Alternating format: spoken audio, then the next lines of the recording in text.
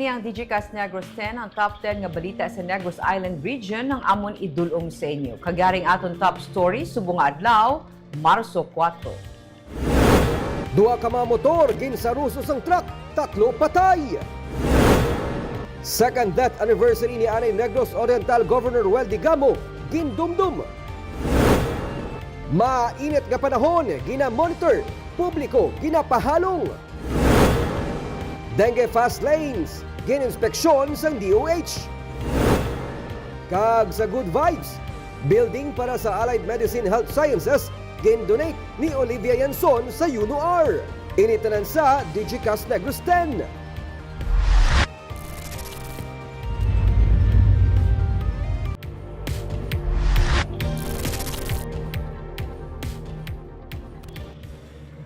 Sa number 10, heat index sa Negros Occidental sininga hapon na nagdangat sa 39.6 degrees Celsius.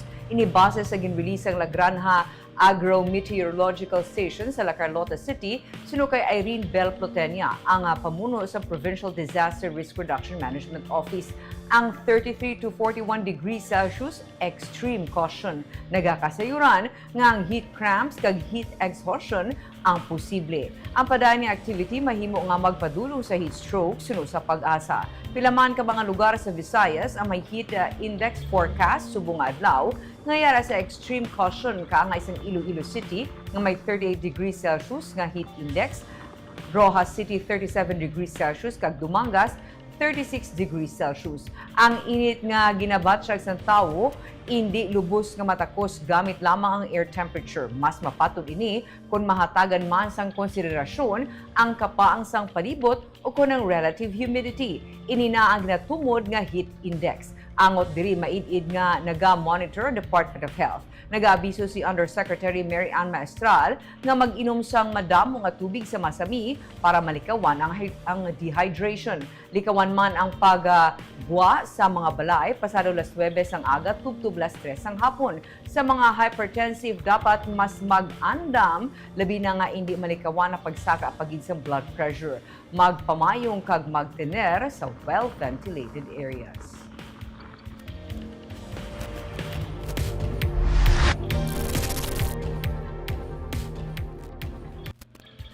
Sa number 9, wala sang outdoor game sa Wivra humalin las 10 ang aga tubtub las 2 ang hapon. Sa tunga sa mabatsyagan nga kainit sang panahon karon, ginapasiguro sa Department of Education Western Visayas nga mapangapinan ang ikaayong lawas sa mga atleta nga karon nagapakigbahin sa Western Visayas Athletics Association Regional Meet. Ginsiling ni DepEd Western Visayas spokesperson Hernani Esculiar nga nagapadayon ang hinampang sa karon sa Wivra. Pero kay mabatsyagan man nilang kainiton sa panahon, ilagin pa kamaayo nga wala sa mga outdoor games sumalin las 10 sang aga tubtub las 2 ang hapon. May pag-ulan man kahapon nga na-eksperyensya, ini ang ilang nga ginaabi-abi bangod na kadalasang alibyo sa kainiton sang temperatura. Kung may mga naglain man sa pamatsyag sa Wivra, kini ang kabahin na sang hinampang. Ginapasiguro sa DepEd nga prioridad sa mga pagtililipon ang ikaayong lawas sa mga atleta. Suno kay Esculiar, istrikto man nila nga ginasunod ang mga nakasaad nga guidelines kaangay sa mga contact sports kasubos ang boxing kag wushu nga kung wala sa mga naka-standby nga ambulance, hindi sarang makapatigayon sang kasubong nga mga hinampang. To ensure no ang safety sang tanan, especially sa tama sa nikainit nga panahon during midday, like sa football nato wala sila nagbutang sa schedule at around 10 a.m. Until 2 p.m. Sa hapon. Kay tigina-emphasize gino sa aton sining regional director that the health of our athletes no is of utmost priority. Second na dara ng aton sining mga hinampang.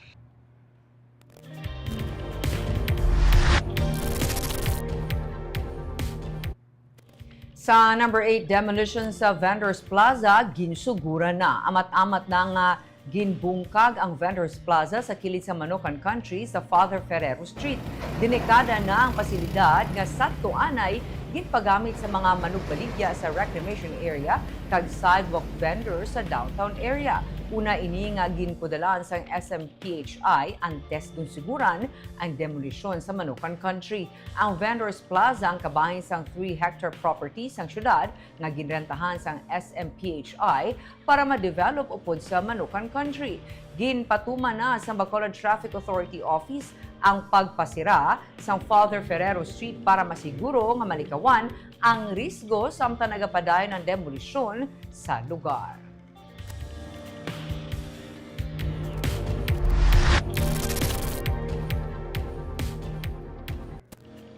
Sa number 7, bicycle rider patay matapos mahulog sa kanal. Patay ang bicycle rider nga si Nonoy Tolentino matapos mahulog sa kanal ang ginadala niya nga bike sa Hermelinda Home Subdivision sa Barangay Mansilingan sa Bacolod kay Inasang Aga. Sunod sa kaya Police Captain Dax Santillan, ang station commander sa Police Station 7, posible nga nahulog sa kanal ang biktima samtang papauli na.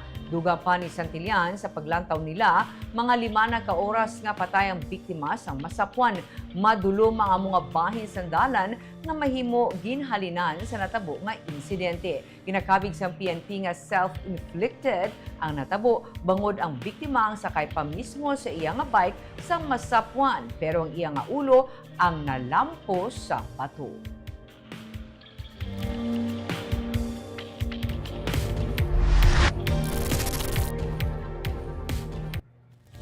Sa number 6, dengue fast lanes, bisitahan sa DOH. Mga tiglawa sa Department of Health ang magabisita sa mga napahamtang nga dengue fast lanes. Sino kay DOH Undersecretary Mary Ann Maestral, ang katapos ng Executive Committee, ang ginmanduan ni Secretary Teodoro Herbosa nga i-check ang mga dengue fast lanes. Damlag pa suno kay Maestral, siya ang nagpagwa na sang memorandum nga nagamando sang pagbukas ng dengue fast lanes. Sa bilong nga pungsod sa unang nga 2 ka bulan na mutika na ang pagsaka sang kaso sang dengue. Sa ilang nga datos, may 52,008 ka dengue cases ang na-record sa unang nga 8 ka semana. Ginsiling man ni Maestral nga sa mga dengue cases, hindi man ang hemorrhagic type ang nagapanguna. Base sa dengue cycle, ilan na nga ginapaabot ang pagsaka sang dengue cases subong nga tuig. Rason nga silang temprano pa naka-procure na sang dengue commodities kangay sang NS1 tests para sa dengue, kag larvicide, kag bisan pa insecticide-treated screens. Inianatala na nga iga-deliver. Namutikan man ang madasig nga pagsaka sang dengue cases sa Negros Occidental, kag Iloilo, pero sunod ka Maestral, hindi ini kasubong sa mga kaso sa Metro Manila, Calabarzon, kag Region 3. Kita ta naman nagraka sang January pa lang umpisa na. So na actually na forecast na namo ni last year, that's why naka-procure na kami early for 2025 sang dengue commodities. Last week na deliver na, na-inspect subong, and it's going to be delivered before matapos ang Marso.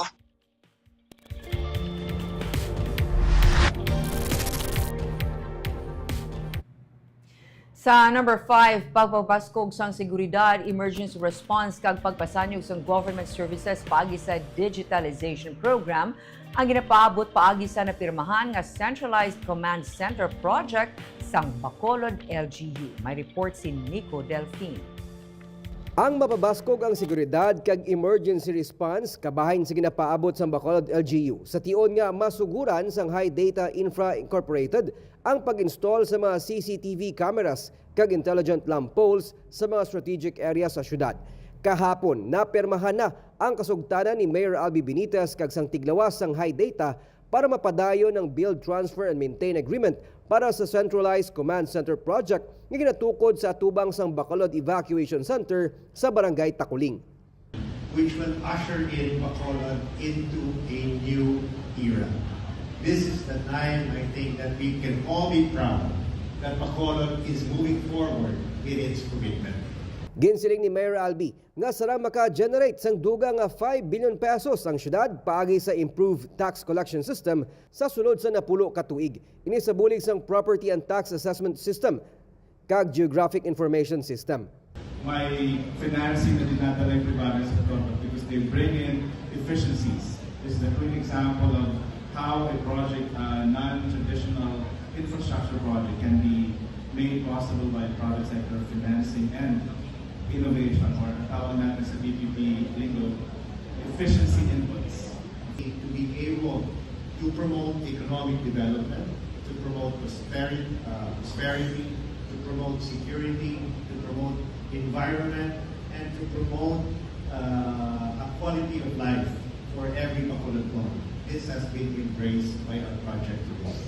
Ang ginakabig Super City Legacy Project kabahin sang digitalization program nga sarang mapahapos kag mangin epektibo ang government transactions. Ang 2.1 billion pesos digital infrastructure project ang bayaran sang syudad sang masobra 200 million pesos kada tuig sa sulod sang 10 years. Nico Delfin para sa Digicast Negros.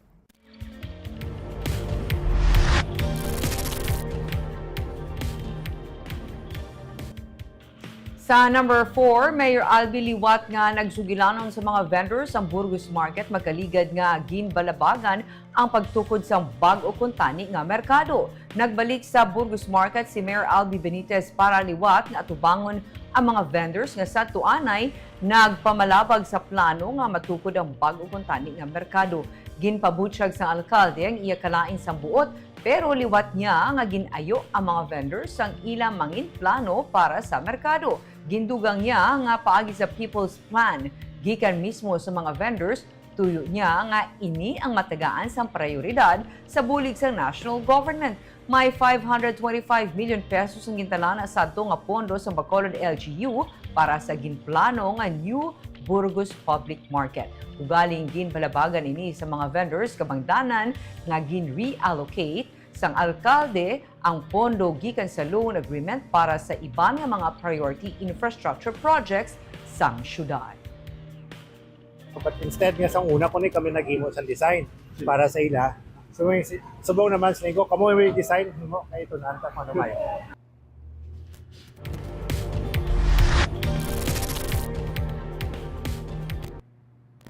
Sa number 3, extradition case kontra kay Anaya Congressman Arnie Teves nangin mahinay suno sa DOJ. Suno kay Justice Secretary Jesus Crispin Remulla na mahinay ang extradition ni former Negros Oriental Representative Arnolfo Teves Jr. bangod bago pa lang ang judicial system sa pungsod Timor-Leste. Si Teves nga wanted sa karon bangod sa pagpatay kay late Negros Oriental Governor Degamo ang nagapabilin sa gihapon sa Timor-Leste humalin pa sa Marso 2024 kag wala pa sa gihapon nakabalik sa Pilipinas. Bangod sa pending appeals nga gin-file sa iya kampo sa local court dito. Suno kay Remulla, ang appeal process sa Timor-Leste ang daw wala sang katapusan pero nagalaom siya nga matagaan na inisang kalubaran sa indi madugay.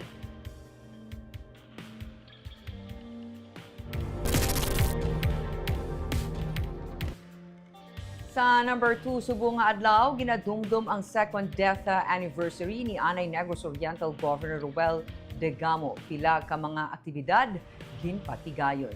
Sa post sa Facebook page, naghimo sa sulat si Pamplona Mayor Janice Degamo ang tiayon sa gipatay nga gobernador. Suno sa iya, duha na ka tuig ang nagbigad nga ginpatay ang anay gobernador pati ng siyam kaiban pagid nga mga persona sa ginsulod sila sa armado nga mga persona sa ilang balay sa Pamplona, Negros Oriental. Para kay Mayor Degamo, masakit sa gihapon batunon ang natabo pero kaupod niya ang libo-libo nga mga nagasuporta sa anay gobernador nga padayon nga nagapangamuyo para sa hustisya. Nagapasalamat siya sa tanan nga nagasuporta sa ilang nga pamilya. Ginapangamuyo niya man ang kalinong para sa probinsya. Subong adlaw, may mga aktibidad nga ginpatigayon sa probinsya kaupod ang provincial government. May misa kag may programa subong nga hapon sa Freedom Park sa Dumaguete City.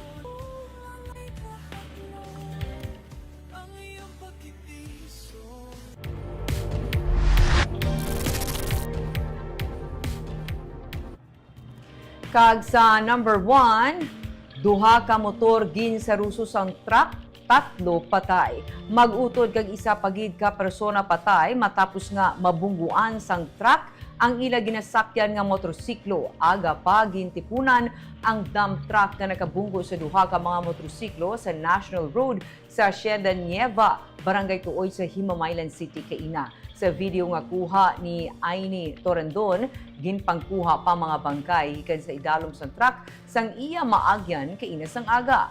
Ang mga napatay ginkilala nga Sanray Cesar Lirazan kag Ginward Lirazan, mag-utod nga taga Barangay Tagukon sa Kabankalan kag Dani de la Linya sa Barangay Carolan sa Kabankalan. Ang driver sa truck ginkilala kay Benji Aguelo sang Isabela. Sunod kay Police Lieutenant Colonel Anthony Grande, ang hepe sang Himamaylan City PNP, pabakolod ang mga biktima samtang ang truck nagapadulong pa Kabankalan. Sunod sa pulis, nag-overtake ang truck sa isa ka salakyan kag nasugat ang duha ka mga motorsiklo sa pihak nga lane nga nagresulta sa pagkabunggo sa mga biktima. Gindeklarar nga dead on arrival sa ospital ang mga biktima. Detained karon sa Himamaylan PNP ang driver sa truck.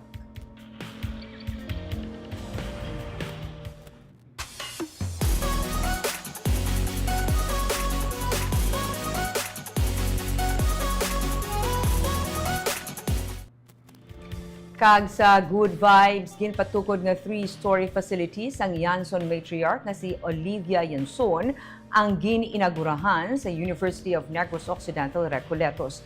Ang pasilidad ang ginalauman magapabaskog sa mga kurso sa College of Allied Medicine Health Sciences. May report si Nico Delfin.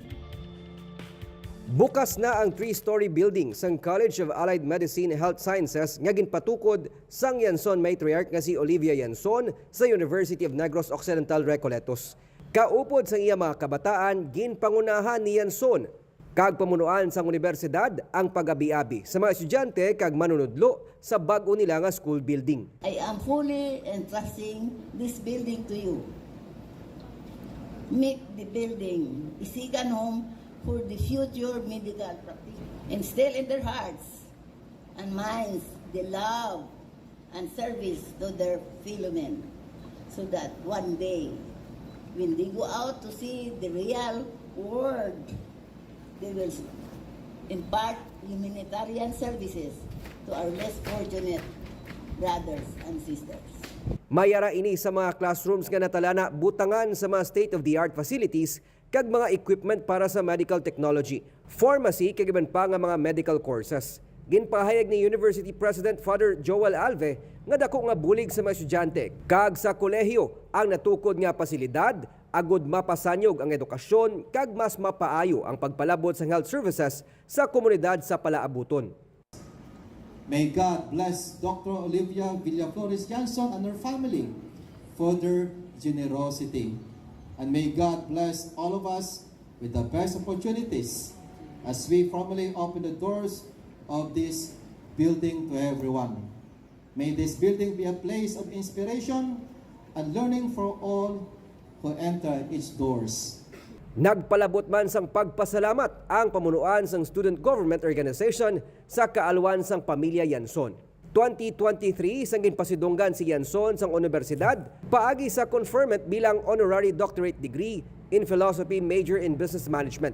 Antes ang unveiling sang marker, ginpahayag ni Yanson ang pagkakasaiyangalan kag estatwa sa edipisyo bangod indi niya luyag sang fanfare sa mga ginapatigayon nga humanitarian efforts nga kabahin sa mga ginakabig nga legasiya. Nico Delfin para sa Digicast Negros. Kag of course, antes kita magtakop kita nag-greet. Ako nag-shoutout sa ating mga live viewers. Good afternoon kay Miss Gloria Bantigue, kay Chona Evangelista Caredo, mayong hapon Digicast Negros watching kuno from Silay City. Kag mayong hapon man kay Maricon Songkip Valladores watching from Fairview, Quezon City. And sa tanan naton nga mga naga-watch sa aton subong live, maayong hapon sa inyo. Kagamuya to ang top 10 stories of the day, tubtubwas. Ako si Barbara Mijares. Maayong hapon.